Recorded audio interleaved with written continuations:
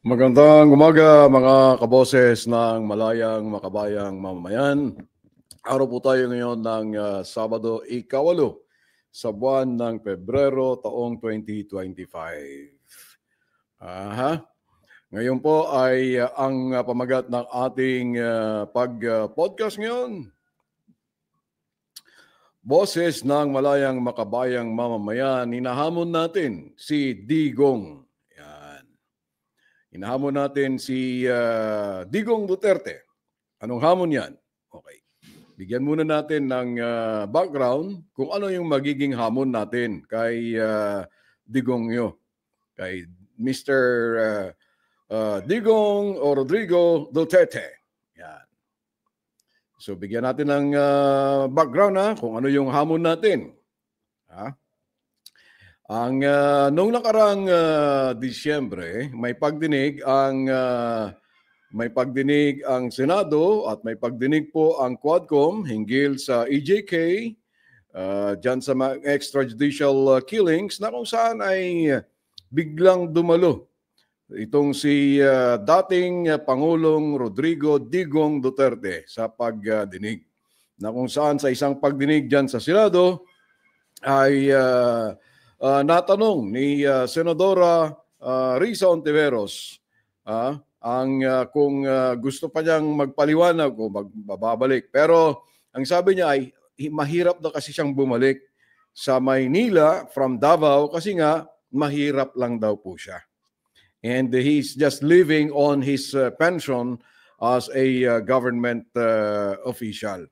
At dito, inamin po niya na wala daw siyang hanap buhay.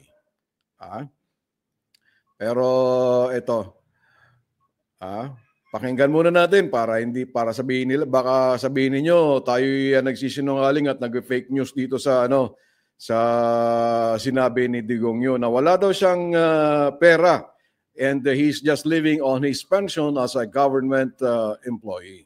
Ito po. Hiram muna tayo ng video Though ito public video naman to, pero ito video ng ABS-CBN. Last year lang po ito, last December or November. O kanyang ginawa ninyo yan, isnabihin ko kayo, wala akong pera. I'm not that rich na mag-travel dito sa aeroplano. Mahal yan. I am bubuhay ako sa retirement pay ko. So, pati itong pamasahe ko, retirement pay, wala akong negosyo ever since. Gobyerno lang ako. I've been an employee of government ever since. Yun. Pakinggan ninyo Sinabi niya na he's living on his government retirement. At sabi niya, wala daw siyang negosyo ever since. Ibig sabihin, wala pala siyang negosyo ever since. So, talagang napakahirap din naman pala itong presidenteng ito. Napakahirap din daw ito. Ibig sabihin, kaming mga Ilocano, ang tawag po namin yan, mamirmiraot. Pada kami mamirmiraot daw ito yung presidente. Wala daw po siyang negosyo ever since. Yun ang kanyang pronouncement diyan sa Senado. Ever since wala daw siyang negosyo. Ang kanyang hanap buhay lang being employee of the government. Okay? Sige. We'll give it to that. Sabi mo na wala kang pera. And now since you are the ex-president, magkano bang sahod ng presidente kasi annually? And then divide that by 12, ayun yung kanyang monthly pension. Okay? Being the former president. Matatandaan ninyo, noong naging presidente, etong si Digong, ang dami niyang mga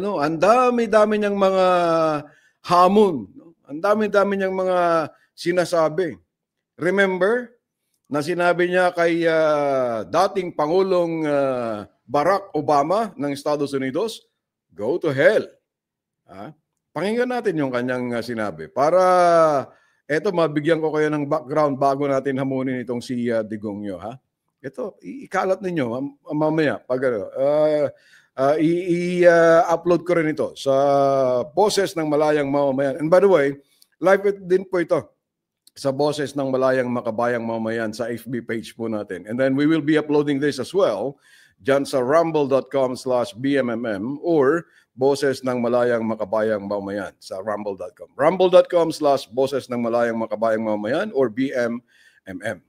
Ito yung kanyang sinabi, yung go to hell niya kay dating US President Barack Obama at ng European Union dahil question nila ang kanyang patakaran hinggil naman sa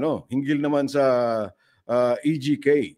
Ito yung human rights violation. Sinasabi, bagong pangulo pa lang ito. I think this was in 2017 nung sinabi ni Digong Nyo. Ito po. Instead of helping us, ang unang tumira itong State Department. So, you can go to hell. Mr. Obama, you can go to hell. EU, better choose purgatory. Puno na sa impyerno. Bakit ako matakot sa inyo? Oh, yun. So, hindi siya natatakot, di ba? Hindi siya natatakot. Sabi niya kay Barack Obama, go to hell. EU,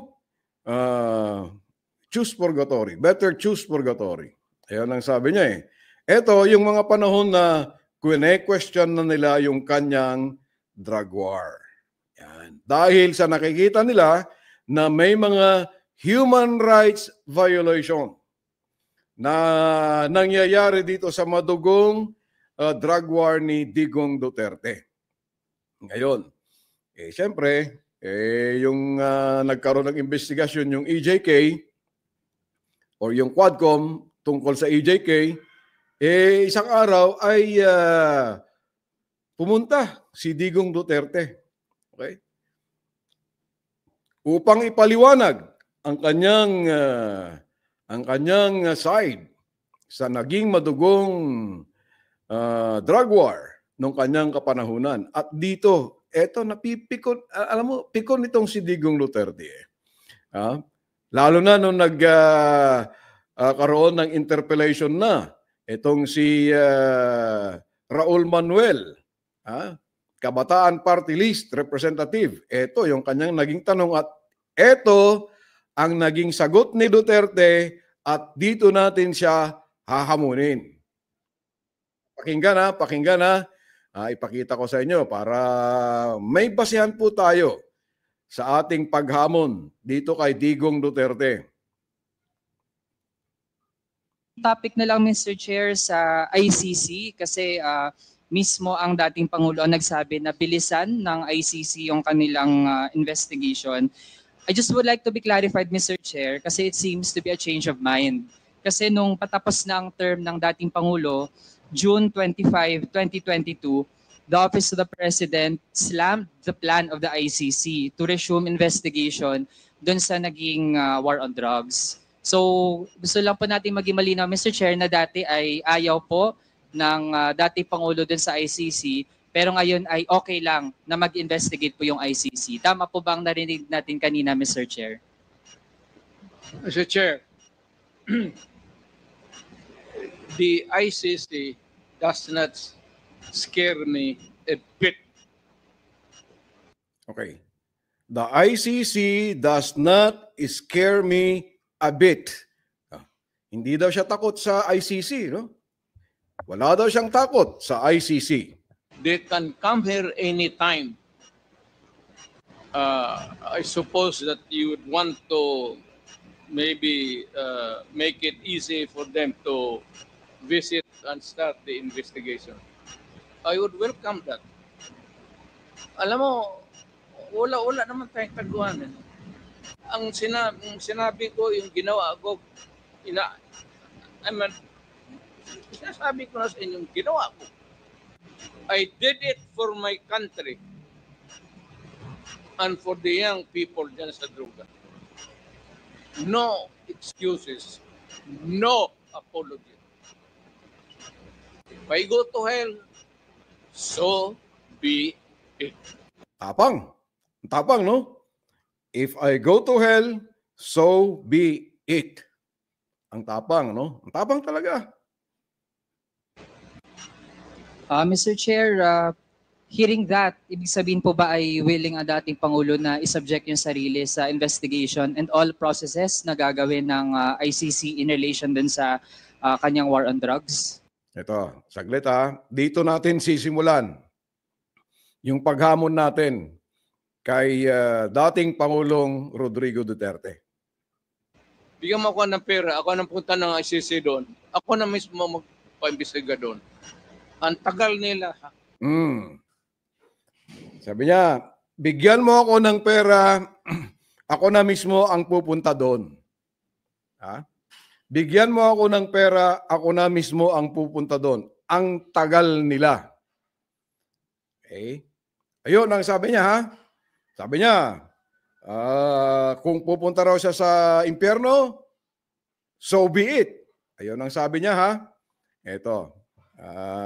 Saglit lang, ha? Ito kanina, tinignan ko ito eh. Dito ko nahahamunin ngayon.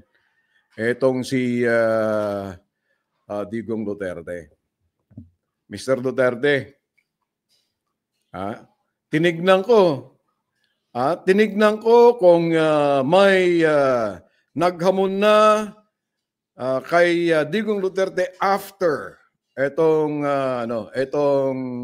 Quadcom hearing na to. Kung may naghamon kay Digong Duterte, sabihin siguro niyo matagal na yan na issue. Oo nga, matagal nga. Tinitingnan natin, ni-research natin kung talagang meron nga na naghamon kay o kaya'y kumasa sa hamon ni Digong Duterte. Pero as far as my research is concerned sa Google, wala eh. Kaya ngayon, ang ginawa po ng Boses ng Malayang Makabayang Mamamayan, nag-research po tayo. Magkano po ba ang pamasahe mula Pilipinas hanggang papunta sa Netherlands kung saan nandyan ang ICC or International Crime Court o Criminal Court, International Criminal Court, nandyan sa The Hague, Netherlands. Nakita ko sa inyo, ha? Para sabihin ninyo, hindi tayo, baka sabihin ninyo, nagbibiro tayo, ha? Yan o. Flights to Amsterdam. Philippines to Amsterdam from Angeles, o siguro sa Angeles City to, dyan sa Clark. $725 lang naman pala. Oh. From Davao, $1,358. Sa Kalibo, medyo mahal sa Kalibo, no? From Kalibo to The Hague, Netherlands, one-stop flight, sabi niya, $1,677. Meron pa nga dito, KLM, Royal Dutch Airlines. Ang pamasahe, sabi niya, is Philippines, Netherlands, return fare from $925. No booking fee. $925. Ito na lang, sabihin natin, from Davao, $1,358. Sabi mo, Mr. Duterte, bibigyan ka ng pera, pupunta ka doon, ha? Dahil pareho lang naman tayo na mamirmiraot, pareho lang naman tayong mamirmiraot, at alam ko, sa mga nakikinig sa atin ngayon at makakapanood dito sa ating podcast ngayon, sa ating paghamon sa Pangulong Duterte, sige, ganito ang gawin natin. Itataya ko na yung 10 taon na naipon ko. Bibigyan kita ng pamasahe, round trip, from Davao to The Hague, Netherlands, and back. Siguro yung mga kaibigan natin, pwede na siguro nilang i-shoulder naman yung yung 1 week na pag-stay mo sa Netherlands. Pero magpapaimbestiga ka sa ICC. There? Sasagutin ko na ang pamasahe mo from Davao to The Hague sa Netherlands, back and forth, wag lang first class, ha? Wag lang first class. Basta yung nabanggit ko lang natin kanina. Sasagutin ko na. Wala tayong makitang kababayan natin na naglakas loob, na humamon, at kumasa sa hamon ni Digong Duterte. Kakasahan kita ngayon. Kakasahan kita. At alam ko na may mga kaibigan tayo na mag-aambag-ambag para sa ganun ay mabigyan ka ng kahit man lang, sabi mo, simpleng pamumuhay ka lang naman, di ba? Simpleng pamumuhay ka lang naman. Di pwede na siguro sa 3-star hotel dyan sa Netherlands. 1 week. Basta magpapaimbestiga ka ngayon sa ICC. Sasagutin ko na, round trip ticket mo. Mula Davao hanggang sa Netherlands. Pero, wag namang first class. Sabi mo, simpleng buhay lang eh. Di makakarating ka lang doon. Sagutin ko. Papayag ka ba? Kung papayag ka, magpirmahan tayo. Ipanotaryo natin, kahit kay Panelo, kaya kay Harry Roque, na mga abogado mo. Ngayon, kakasa ka ba? Kakasa ka ba, Mr. Digong Duterte, sa hamon ng boses ng malayang makabayang mamamayan? Kung pamasahe mo lang naman palang problema mo, papunta sa Netherlands, kung hindi kinasahan ng akbayan o anakbayan, party list, yung hamon mo na magbigay ng pera para pumunta ka sa Netherlands, kakasahan kita ngayon. Pero, ang sabi ko nga, round trip ticket lang. At alam ko naman na may mga kaibigan tayo na siguro sasagutin na nila yung accommodation mo. Provided na pagdating mo sa The Hague, Netherlands, diretso ka sa ICC at ipakita mo ngayon ang sarili mo para simula na kaagad. Sabi mo, ang tagal mag-imbestiga eh. Sabi mo, ang tagal mag-imbestiga ang ICC. Ngayon, eto na, hamon. Siguro, pag nakikinig naman si Senator Trillanes, baka naman pwedeng mag-ambag para sa accommodation mo. Si Attorney Conti, baka naman pwedeng mag-ambag na rin sa accommodation mo. 1 week lang naman na accommodation yan. Tapos na siguro yung investigasyon ng ICC. Payag ka? Sige, sabihin niyo. I-share ninyo to. Para nang sa ganun ay makarating. Kasi walang kumakasa eh. Kung talagang malinis ka, bakit hindi ka kinasahan ng mga DDS mo na mag-ambag para bigyan ka ng pamasahe para merong ang bayad sa accommodation mo sa Netherlands. Hindi pa ako nakakarating ng Netherlands, pero dahil may sabi mo, kung bibigyan ka ng pera, magpunta sa Netherlands, magpapaimbestiga ka ngayon sa ICC. Ngayon, kakasahan ka na namin. Mismo sarili ko. 10 taon na ipon ko 'yon. 10 taon na ipon ko, itataya ko pambili ng airfare mo para pumunta ka ngayon sa ICC, sa The Hague, Netherlands, upang sa ganon ay masimulan kaagad ang investigasyon. Kakasa ka? I'll wait for your answer, Mr. Rodrigo Duterte. Kung kakasa ka dito. Well, mga kaboses ng malayang makabayang mamamayan, i-share ninyo ito. Nang sa ganon ay makarating po kay dating Pangulong Rodrigo Duterte ang hamon at kasa ng boses ng malayang makabayang mamamayan. And then, of course, please like and share ang video natin dito sa dito sa YouTube, Boses ng Malayang Makabayang Mamamayan, and of course sa ating Facebook page na Boses ng Malayang Makabayang Mamamayan, at sa ating rumble.com, rumble.com/Boses ng Malayang Makabayang Mamamayan. I'm very sure dito marami na namang manggagalayiting mga DDS, no? Ay nako, piyesta na naman sila. Alam po ninyo, alam ko na mga ang sasabihin niyo bangag, yan, bayaran. Sabi ko nga sa inyo, 10 taon na ipon ko ito, pero itataya ko at ipupusta ko para mapunta lang at makapunta lang si Rodrigo Duterte, Rodrigo Roa Duterte sa The Hague, Netherlands. Magsosolicit din ako sa mga kaibigan natin upang sa ganun ay magkaroon po kayo ng accommodation sa Netherlands. Basta gawin natin, ipanotaryo natin yung kasunduan natin na ako na ang magbabayad ng airfare mo back and forth from Davao to the Netherlands. Total lang, sabi dito sa Google $1,358 lang $1,358 lang. 10 taon na na ipon ko yan. Itataya po natin. And I'm very sure may mga mapagkawang gawa rin ng mga kaibigan natin na gustong makipag-ambag din sa magiging accommodation mo sa The Hague, Netherlands. Provided, number one, pupunta ka doon, ang layunin mo na mapunta doon is magpaimbestiga sa ICC. Basta diretso ka sa ICC sabihin mo, pagdating mo doon sa The Hague, ICC, nandito na ako. Investigate me. Yun. Pagkatapos, kung papayag ka po dito, panotaryo na natin kay Panelo, panotaryo na natin kahit na kay Topacio o kaya si Roque yung kasunduan natin.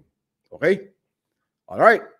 Maraming salamat mga kaboses ng Malayang Makabayang Mamamayan sa pagantabay po. Maya balik po tayo. 12:30 po yung regular na pagsasahin pa po natin. Ibang topic naman po ang pag-usapan natin pagdating ng 12:30. Okay? Maraming salamat po. Mabuhay ang mga Pilipinong Malaya at Makabayan. Maraming salamat po at magandang oras po sa inyong lahat.